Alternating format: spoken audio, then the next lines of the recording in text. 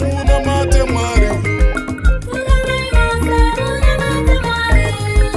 vana veZimbabwe ngatinamate Mwari.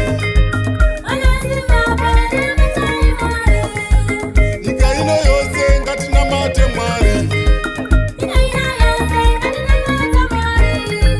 Dunhu reAfrica namatai Mwari.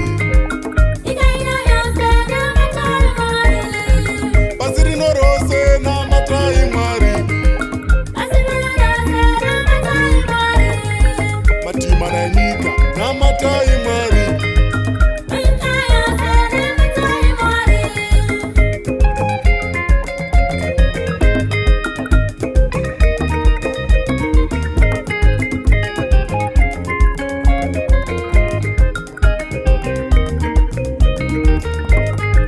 Kana Isaiah ainamata Mwari. Kana Moses ainamata Mwari. Kana Daniel ainamata Mwari.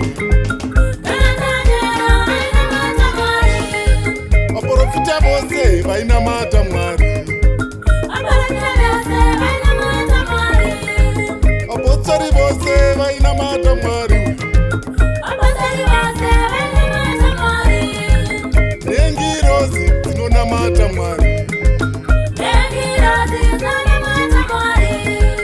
Jesu Kristu vainamata Mwari. Asi Judas Iscariot vakatengesa Mwari.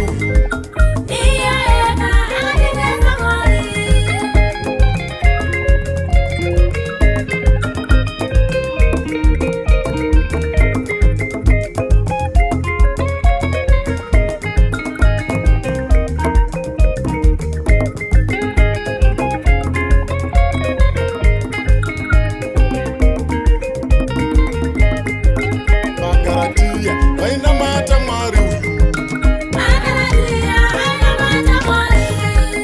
Vakorinde vainamata Mwari.